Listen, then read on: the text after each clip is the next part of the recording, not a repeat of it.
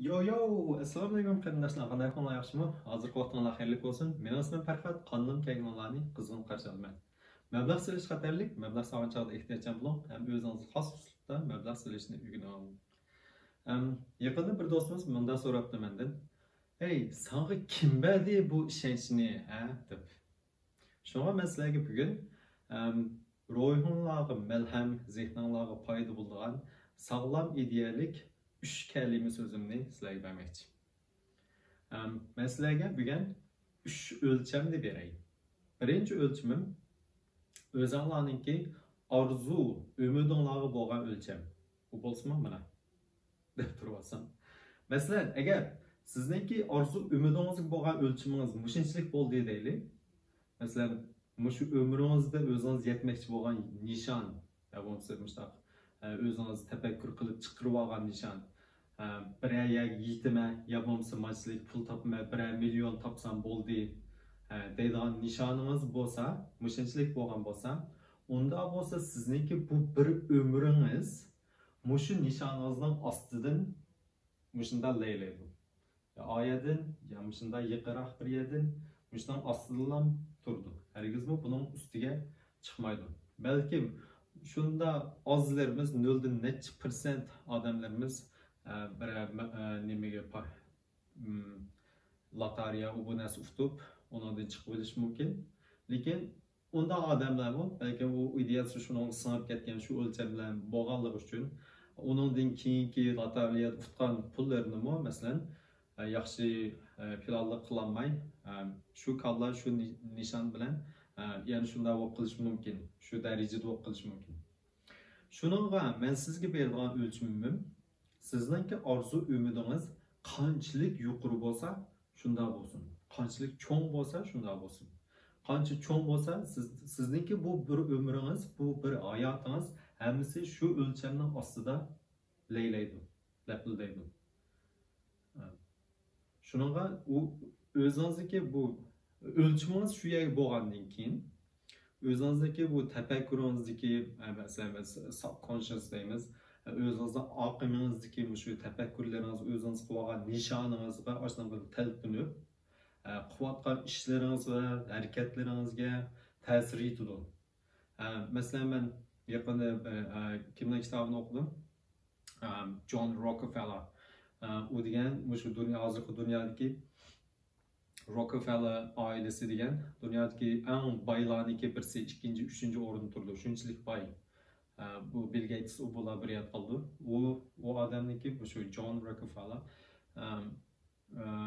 shu 19-asrlarda yashagan.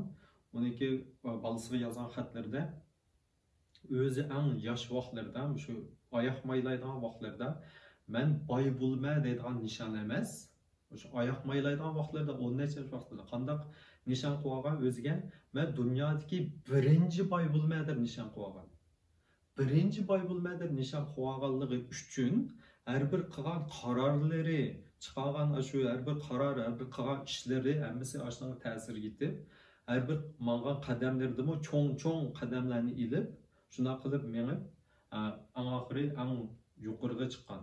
Shu neftniki bozoriga kirib, o'schaqda neftlarniki bozorisi ichilayotgan vaqtlarda tavakkullarga chidab, shu jafolarga chidab, eng yuqoriga shu dunyodagi 1-chi, 2-chi o'rinlarga eng yuqorilarga chiqib, boshqa neft boylarning hammasini bir yerlarga qarib cho'rib, eng yuqoriga chiqqan. Shuningga shu o'lchamingizni yaxshi tiklab oling, cho'qim o'zingizga ishonchingiz bo'lsin. Ikkinchi o'lcham nima deganda, sizningki tafakkuringizningki o'lchami. U bo'lsa-mu? Mana. Tafakkuringizning o'lchami u degan menimcha u degan cheksiz. Dunyo bo'yicha mendan birasi dunyo bo'yicha eng cho'ng narsa nima bo'lsa, men tafakkur deyman, ideya deyman. U masalan biz olam bo'shlig'i bu deymiz. Olam bo'shlig'imi u tafakkurimizning ichida u faqatdan bir eg'iz so'z, bir tal so'z u. Olam bo'shlig'i deb qo'yamiz. Olam bo'shlig'ini bir yercha qayrib qo'yib, yana boshqa narsalarni o'ylab, nurg'un narsalarni xiyol qilib, tafakkur qila olamiz. Shuningga bu men burunmi dedim, har bir odam bir dunyo. Agar siz hamma odamning tafakkurini bir yerga yig'sangiz, u texmi cho'ng. Shuningga tafakkuringiz qancha cho'ng bo'lsa, g'alati bo'lsa, haqlarga o'xshamaydigan bo'lsa, shuncha yaxshi. Bu tafakkuringizni qanday yetildirsiz degan chog'da kitob o'qing. Har xil o'xshamagan kitoblarda o'xshamagan tafakkurlar bor. Har bir odamniki, men odatda kitob o'qisam, yo bo'lmasa kino ko'rsam, qanday qilman?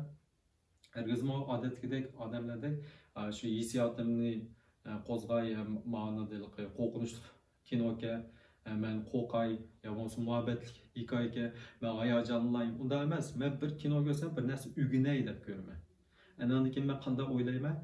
Bu kinoda nim yuz berdi emas, bu yozuvchi bu kinoni nimda bunday yozdi, nimani o'ylagan shu chog'da shu nima ta'sir qilgan bu hayotlarda qanday tajribalar o'tgan, shuningga shu narsani mushta yoza oldi deb tafakkur qilishni yaxshi ko'raman. Shunday nim qilib o'zingizni tafakkurni yetildirsangiz bo'ldi. Kitoblarni jiq o'qisangiz, nurg'un o'xshamagan tafakkurlar bor. O'zimizning Uyg'ur kitoblarini o'qib, boshqa davlatlarning kitoblarini o'qing. Nurg'un yaxshi kitoblar bor. Burungi zamonda yozilgan, hozirgi zamonda yozilayotgan yoki bo'lmasa shu faylasuf falsafa kitoblarini jiq o'qing. Meniki tavsiya qiladiganim shu Yuval Harari degan bir odam bor. Falsafachi, hozirgi zamondagi 21-asrniki nimalar yuz bergan shu falsafa to'g'risida kitoblarni yozdi. Shunday yaxshi 3 kitobi bor. Shularni yaxshi o'qib beqing. Ondan yana nim qilsangiz bo'ldi degan chog'da meditasyon deymiz. Mushuni bir o'rganib beqing. U qanday desangiz, mesela kunda azroq ko'zingizni yumib xiyol qilib boqing. Xiyol qilgan chog'ingizda shu nurg'un narsalarni cho'nqur o'ylay olasiz. Ba'zan savollar, biz insonlarda odatda savol qo'yish qamroq, yoki hikoya to'qish qamroq. Shunda siz shu xiyol qilgan vaqtingizda, masalan, ham xiyol deymiz, ham xiyol qilgan vaqtingizda nurg'un cho'nqur fikrlar ham xiyol qila olasiz. Mesela şu Yuval Harari'mi o'zining kitobida yozgan, men kuniga 2 soat meditasyon qilma deydi. Shu hamxiyol qilma deydi. Shu hamxiyol qilganim meniki shu tafakkurimni, falsafarimni shunda oshirib etdi. Shuningga men shunday kitoblarni yoza olayapman, ham kelgusidagi falsafalarni faraz qila olayapman deydi. Kitoblarni o'qisangiz shunda hayron qolgandek narsalarni ko'ra olasiz. Tafakkuringiz biroqlam ish bitdi. Masalan, bir kitob bilan 1000 kitob ko'rgandek bo'la olasiz. Yuval Harari'ninki. Mesela ben Allah'tan Ray Dalio deb bir odamni tanishtirgan. Ray Dalio mu meditasyon qildi. Shu iqtisodchilarga shunda foydasi bor deb o'zining kitobida shunda tavsiya qilgan. Bu meniki ikkinchi o'lcham, sizlarga berganim.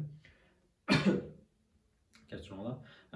Uchinchi o'lchamim nima degan chog'da, uchinchi o'lchamim sizlarga berganim o'zingizga bo'lgan ishonchiningki o'lchami. U bo'lsa-mu, mana yana mushunchalik. Bu nima degan chog'da sizniki